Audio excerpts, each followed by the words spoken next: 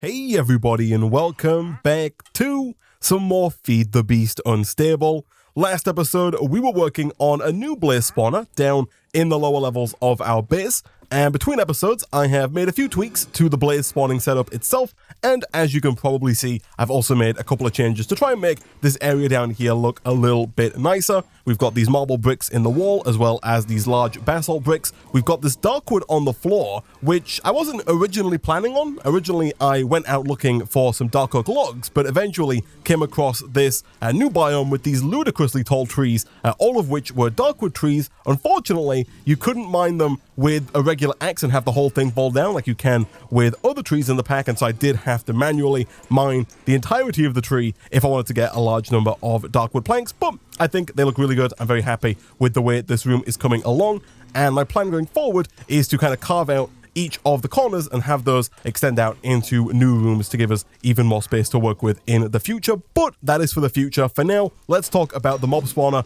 over here, because I have made a couple of changes to the spawner itself between episodes. So you'll notice now they're not on half a heart in the top left there like they were at the end of the last episode. One of the changes I've made is I've moved the water block down by one, the source block, so now they spend less time actually in the water, because I did notice that quite a few of the blazes previously were kind of getting stuck in the water and dying in the water before they reached the bottom here. They're still a one-hit kill, so really it's not too big of a change. And if we head on up to this kind of like side entrance that we have over here, you'll see that really the biggest change that I've made to the spawner here is moving all of the fans up by one. So now every single fan is blowing on the second block here, because previously what could happen is a blaze would spawn in, and then if the blaze rose up, so it kind of sat at the top of this room, it would not get touched by the fan. They would just kind of hover above the spawner in the top half of the room and never move anywhere, which I think is what was happening with quite a few of our blazes, especially given that they do spawn on top of the spawner. And so now with these fans a little bit higher up, they're all being pushed around.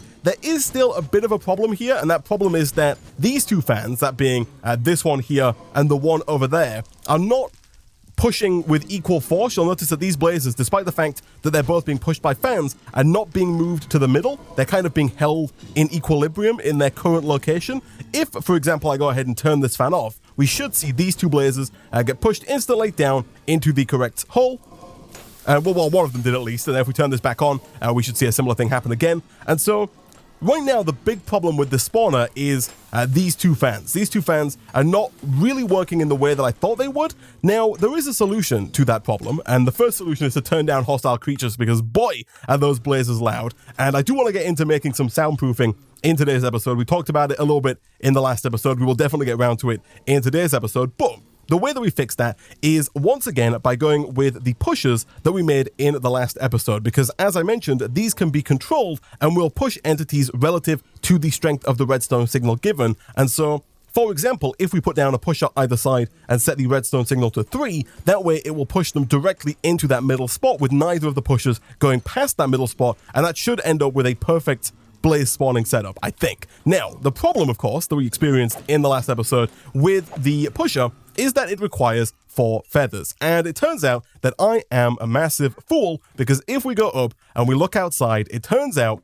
that in order to get the fluffy puff seeds, you don't actually just break random grass and try and find them that way. That's what I thought you did, and that's what a very outdated version of the wiki says, but it turns out this will never get you fluffy puff seeds. In fact, there is a fluffy puff plant which is actually quite abundant. It's right here. Look at this. Fluffy puff seed, fluffy puff seed, fluffy puff seed. It's growing right outside my front door, and I spent so much time in the last episode running around trying to find chickens to get the feathers, to get the pushes, when it turns out we had fluffy puff seeds here all along. So I think I did just waste that. I think I should right click to harvest and then break it, although that didn't give me a fluffy puff either. But real quick, I think we can set up a fairly good fluffy puff farm, especially if we get ourselves the ring of growth, this guy right here, which is made with 1 iron ingot and then 8 bone blocks, which, if you watched the last episode, you will know that we have in abundance thanks to the bone blocks that spawn naturally in the nether. And so real quick, if we do this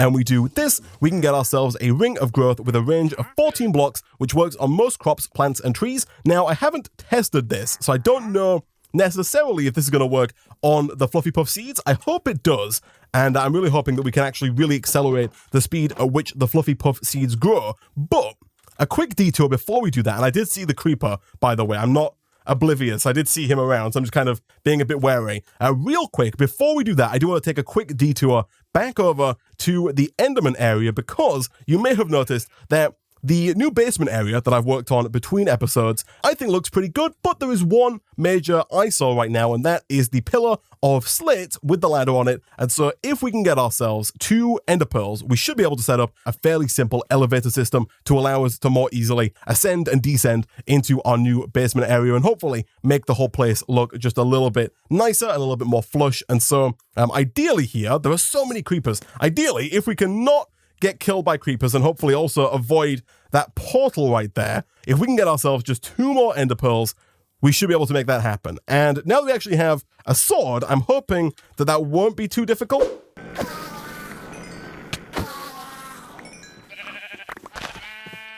Okay, so 2 ender pearls and a lot of sheep shearing later, and we should have everything it takes to make ourselves 2 elevators. Nice. So these go down at the very top of where our ladder normally would end, so here, and also right at the very bottom, for now I guess in the floor. Now you may have just noticed for a brief second there that because I am not wearing my glass boots, and because the pusher over there is set to full strength, that being 15 blocks, I am currently pushed away from the mob spawner. I'm not walking backwards there, that's just me being pushed by the pusher away from the pusher itself. It's doing its job, but it does mean that if I'm down here, I do have to be wearing my glass boots at all times so as not to be pushed around by the pusher. Definitely a flaw in the system, and definitely something we should look to fixing in the near future, because even though the glass boots are easy to remake, they're not too expensive, it's going to be a bit of a pain having to wear them all the time whilst I'm down here. I'd much prefer to just lower the range on this to like 3 and then not have to worry about it going forward. Nevertheless, we can put down our elevator right about here. We can then get rid of the rest of the ladders like so, and then we should be able to just jump or press shift, and we can go up and down. Nice. So it's jump to go up and then shift to go down, and it just makes a nice, easy way for us to get around our base without having to have all of this slate cobblestone making it look worse. And I'm fairly certain that if I am not mistaken, we should be able to, and that's the problem there, you've got to make sure you don't accidentally shift whilst you're on there. I'm fairly certain that we can even cover up the holes in the roof here. I don't think we necessarily have to have line of sight to the other elevator. I think so long as the second elevator is directly above the first elevator, these two should still connect and should still be able to transfer me up. It does indeed. Nice. So this room now looks a lot nicer than it did before. And finally, we can get back over to our good old fluffy puff seeds. So I'm assuming that the way this works is we get ourselves a regular Minecraft hoe, like so. And I'm assuming that we can just put this down pretty much anywhere and start growing these fluffy puff seeds. Now, even though we do have the ring of growth here, I've also got my bone blocks just in case we need a little bit of bone meal to speed this up and make it that bit faster. I'm assuming that simply something like... Did I put my fluffy puff seeds away? I did. All right, so you plant these down, and then presumably just holding the ring of growth. I don't think it has to be activated. I think it just works whilst you're holding it. Look at that. They're growing significantly faster than they normally would. And then I think we just right-click. Look at that.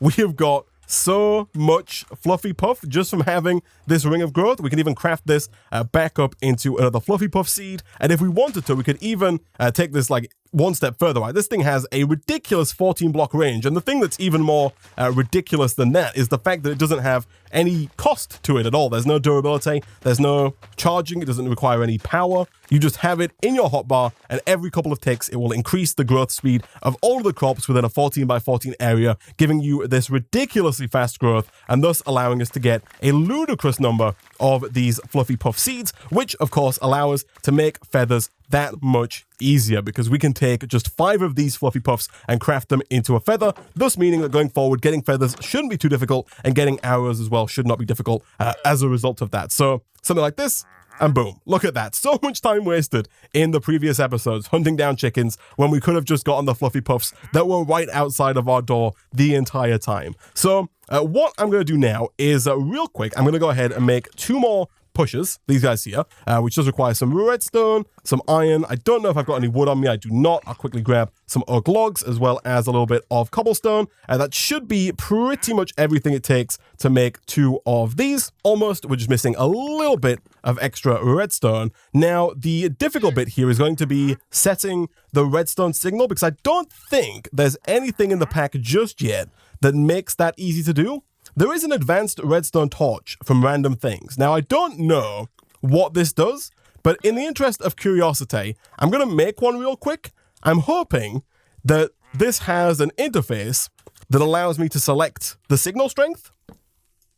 It does indeed. Oh my goodness. Random Things coming to my rescue. Okay, so in that case then, let's go ahead and make 2 of those. I did not plan that before the episode. I just quickly wanted to check and see if there was anything in JEI here that looked like it could do what I wanted it to do. Thankfully, we have come to the correct place. And actually, I guess, real quick, we should just make a 3rd one so that we can also fix the one at the bottom of the spawner whilst we're at it. And so now comes the tricky bit, because now we have to try and fix this whilst simultaneously not getting killed by blazes. So let me see if I can't find the redstone torch that's currently powering our pusher, which is right here, aka this lever. And then presumably I can just put this down right about, I guess right on the back, right, like that. And then if I right click, I can then turn the signal strength down to something like 3. And then from there, I would assume that now, even if I swap my boots out for my regular normal boots, I don't get pushed, but the blazes do still get pushed over to where I can kill them. Fantastic. I'm very, very happy with that. Quickly finish off those 2 guys. So now, like I said, now's the hard bit, because now we need to go up and not only replace our current pushers, which I think, first of all, let me check something, because I know that I can't break these with my pickaxe, because if I try and do that, then they just disappear. Can I pick these up with this? I can indeed. So the problem here is that they go down the wrong way. If I do this, do they go down? Okay, so I can put it down. What I've just done there, the reason why I've done this is because I think when I place them down normally, it places the block down with the arrows pointing at you, which is going to be hard because I don't want to have to go into the spawner. I don't want to have to put down a bunch of torches. I don't want to have to turn off the fans and do all that kind of shenanigans. What I want to do is come from behind and put it down like this. And if we come from behind and pick it up, we can then put it down from behind as well. So my thought process here is that if we just get rid of the pre-existing fan, and I will do a little bit of digging here to make this a little easier. Once again, we will put it in the same place. We'll put it right there. But we're going to get rid of... I'm also going to put a block down real quick just so the blazes can't get out. But we're going to get rid of this. We're going to get rid of this. My pickaxe is broken. I think I do have at least 1 piece of iron on me. I do indeed. This is also going to free up some inventory space as well, which is always nice. And so now, if we come back over, we can shift right click. I think we do need an empty hand. Shift right click. And then we can just place this down right about there. And then again, if we put down the redstone torch, this time we're going to go in with a, with a redstone strength of 3, once again, to make sure that it only goes right to the center. So that should push any mobs. Oh, that fan is pushing him back? Okay. That should push any mob just 3 blocks out, I think. I'm assuming that is working the way that I think it's working. I should probably go and check on the one downstairs real quick and make sure that the blazes are actually being pushed. Yeah, it looks like they are. Okay, so we're going to do a little experiment here. So this is off. If I give this a redstone signal of 5, that doesn't push me. So this is not working. Okay, that's good to know. Follow-up question. If I do it like this and have a redstone between, does that work? That does work. That's got 15. If I bring that down to 3, that also works. Okay, so we have to have a piece of redstone between the advanced redstone torch and the pusher. Okay, that makes a lot more sense. I'm a little annoyed that it doesn't just work like this. I would think that that would work. Does it work if I put it down like here? No, that also doesn't work. Okay, that's fine. Let me go and... Oh, I'm an idiot.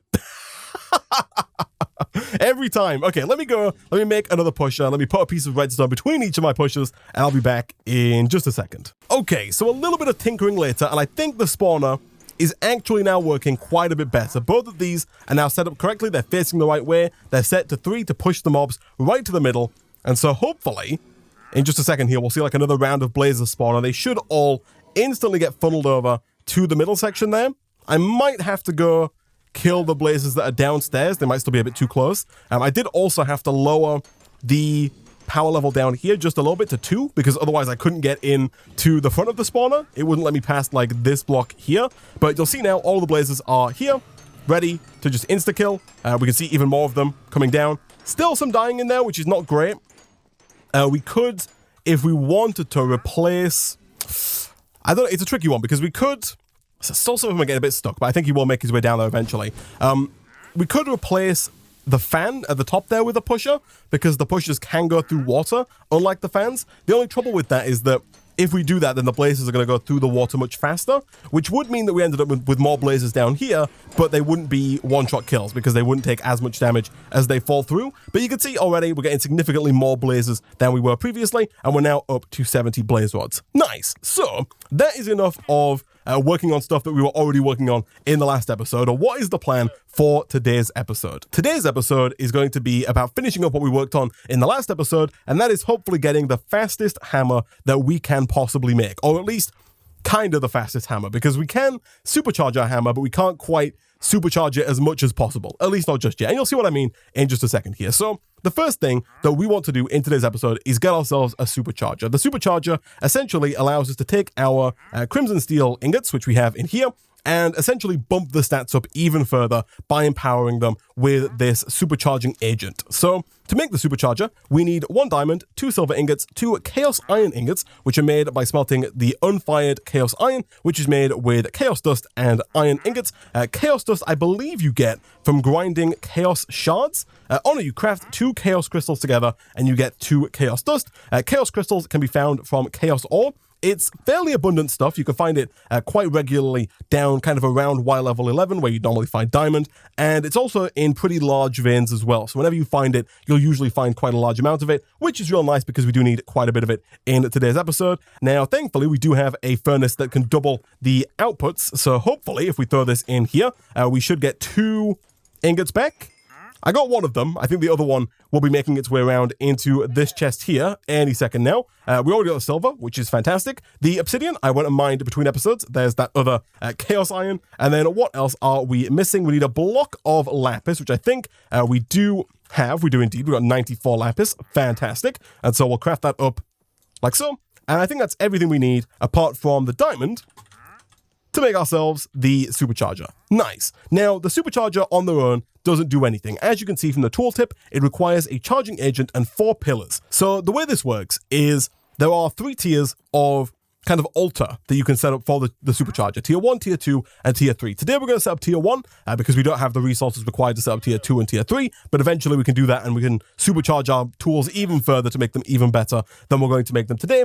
And so to get the Tier 1 altar up and running, you need 4 blocks of chaos iron. And so once again, we need significantly more of the chaos iron that we just made. I guess we need 18 chaos iron ingots, which means we need 36 dust here, which is quite a bit. This is where, you're going to need quite a lot of this dust from. So if we do this and we craft that up with 18 iron, like so, that should then smelt up into 36 chaos iron ingots and thus make us 4 blocks of chaos iron. And then the top of the pillars are made out of a block of any gem from Silent Gems. So we can use aquamarine, we can use garnet, we can use amethyst. I think we're going to go with morganite, just because we have so much of it. Now, we don't quite have enough, unfortunately, to make all 4 of our pillar blocks out of morganite, but we can mix and match. You don't have to use the same pillar for everything. I think it would look a little nicer if we had the same pillar for everything, but for now, because we don't have enough, we'll mix and match like so. And essentially, the way it works is we take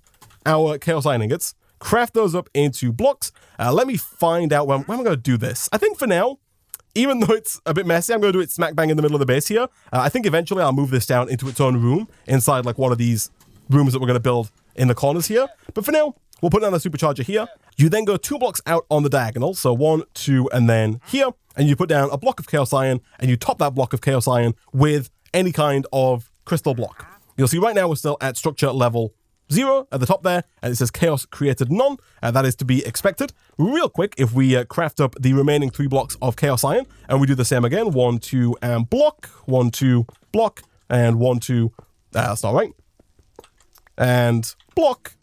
We're going to top those with the Morganite, and as soon as we top the last one here, it should become a structure level 1.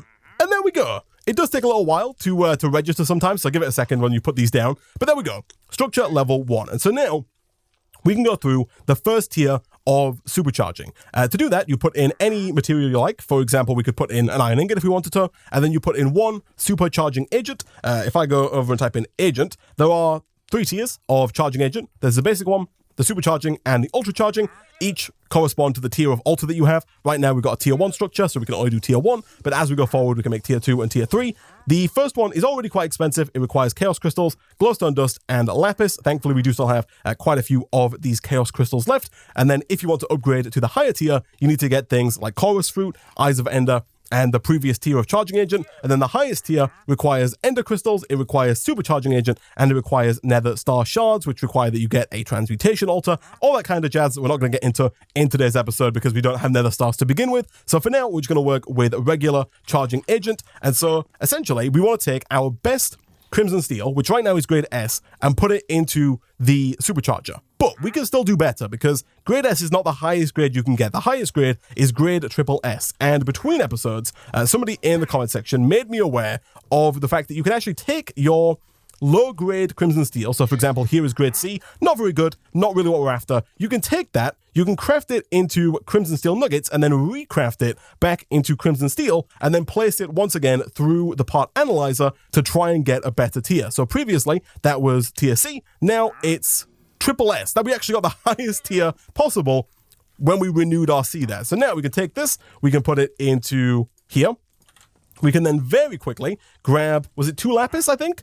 2 lapis, 1 lapis, 2 glowstone. I did also go and grab some more glowstone between episodes as well. So we got a little bit more of that ready to go. And all of the chaos shards, that gets us the charging agent. And then if we put that in like so, that is then going to supercharge our crimson steel and give it even better stats. I probably should have checked the stats beforehand, but you'll see now the default crimson steel had a durability of 3,200. This new triple S supercharged crimson steel has a durability of 8,360 and a mining speed of 30.38. That is insane. The default crimson steel had a mining speed of 19. We've got to almost double that. We're not quite at 38, but 30.38 on the harvest speed is insanely fast. And so now, if we want to make the fastest hammer that we can make at this moment in time, of course, we could get it even faster if we could get the higher tier of supercharger. But for now, what I'm going to do, I'm going to go away. I'm going to make a few more crimson steel. Now that we've got these blaze rods, I can go ahead and make a few more of the crimson steel ingots. I'm going to keep crafting the crimson steel ingots into nuggets, recrafting them, putting them through the part analyzer over and over and over again until we have, I think it's 6. Let me check real quick. Yes, until we have 6 triple S tier supercharged crimson steel, at which point I'll come back, we'll put it together, and we'll see just how good that hammer is, especially in comparison to our default hammer right here. And so, real quick, I'm going to go away, I'm going to do all that, and I'll be back in a second. And finally, quite a while later, we now have quite a few triple S. We've got 3 triple S. I did compromise a little bit and go with 2 double S just because I've already burned through so much glowstone, and I didn't want to have to stand here for like another 20 minutes just cycling through, crafting them into nuggets, crafting them back into ingots, putting them through the part analyzer to try and eke out just a little bit extra in the way of performance between double S and triple S. And so for now, we're going to go ahead and throw those in there. Real quick, I do have to make a couple more of the supercharging agents. Thankfully, they are not too difficult to make whatsoever, and we do still have enough glowstone left to where making 5 more of those should not be a problem for us. So I'll throw those down in there. Let that start supercharging up. Now, one thing I did notice whilst trying to make my final crimson steel ingot is that it seems like in the newest update of the pack that we're playing on now, there's a new update that happened between this episode and last episode. It seems like they've changed the way that ender slime spawn, because for the life in me, I could not find a single ender slime during the day. Whereas previously, they were everywhere. You could not walk through that end biome without finding just a plethora of ender slimes. But this time, it was barren. There was not a single mob in the end slime biome until I went back at night. As soon as I went back at night, they were there with the Enderman as per usual. And so I think there's been a bit of a change between episodes to make it so they only spawn at night, which makes sense. They're hostile creatures, and it definitely makes killing them harder when you're being shot by skeletons and attacked by zombies at the same time. Nevertheless, I did manage to get the extra one that I needed to make my final crimson steel ingot, and so now I have my blueprints over in here. Let's grab the hammer blueprint. Let's craft that up like so with our 6 crimson steel ingots, 4 of which are triple S and 2 of which are double S, into the supercharged crimson steel hammer head. We might as well go ahead and throw a stick in there as well to get the fully functional hammer, which, as compared to our previous hammer, has a durability of 16,337 compared to 500, and then has a harvest level of 5. I still don't know what harvest level 5 is going to do for us above like harvest level 3. I don't know what extra stuff we can get, but maybe there's some ores out there for us. The harvest speed is 5 times faster. It's quintuple the harvest speed, which is crazy. The attack damage is also up there at 15 as well, making it, I think, better than our iron sword. Definitely better than our iron sword. Enchantability is up there, rarity is up there, and it's crazy. The attack speed is still low, but it's not meant to be a weapon. Still, it is insanity. Let's go and check how good this thing is down in the mine real quick. If we were to go ahead and just try and mine some casual stone right about here. We've got our old hammer, like so. Oh, don't crash. Nice. You know, not terrible. Bit faster than a pickaxe. Mine's in a 3x3 area. Pretty nice. And then we have our new and improved supercharged crimson steel hammer. Oh, look at that. That is so very fast, and it's going to make mining and strip mining like this so much easier. I should probably also go ahead and maybe try and get a triple S super powered crimson steel pickaxe as well, just to make, you know, picking up the little pieces of ores that bit faster as well. But that is how you get supercharged weapons in the game. We can also do the same thing, of course, with armor. We can get ourselves a bunch of chest plates. We can try and supercharge, you know, some morganite and really get some more powerful armor that way. We can also still enchant this weapon as well, so we could always go ahead and put, you know, efficiency 5 onto the supercharged crimson steel hammer to make it even faster than it already is. We can get some little buffs that give us haste and make us even faster. All kinds of cool stuff that we can work on in the future to make our mining faster and faster. But for now, guys, I'm going to go ahead and wrap up today's episode of Feed the Beast Unstable there. Actually, real quick, before I do, I didn't mention, I realized whilst I was away that I didn't mention these little candles that I made between episodes. I just thought they looked quite nice. They are made fairly easily from the Extended Lights mod. You make candles by crafting together a chunk of wax with string. A chunk of wax is made by either smelting pig fat or by crafting 2 lumps of wax. Unfortunately, the pig fat recipe currently doesn't work because trying to craft a raw pork chop into pig fat doesn't work because there are 2 conflicting recipes, this one and this one. So currently, if you try and do it, you just get raw bacon. And I'm not complaining, you know, raw bacon sounds great, but currently you can't do it this way. So the way you have to do it is by crafting together 2 lumps of wax, which you get by smelting the sweet berries, which are all over the place. And then you just craft those with a bit of iron, and you get this candle. Unfortunately, you can't hang it from the wall. You have to have something under it. So I was really kind of hoping to have these up on the walls like here and here. Alas, I think they still look quite nice where they are right now and kind of add to the atmosphere of this lower room. But anyway, as I was saying, thank you for watching, guys. If you did enjoy the video and you want to see more Feed the Beast Unstable in the future, be sure to go ahead and hit that like button. It really does help out a lot. Leave a comment down below, subscribe if you're new here to get notified as soon as new videos come out. As always, thank you for watching, and I'll see you guys next time.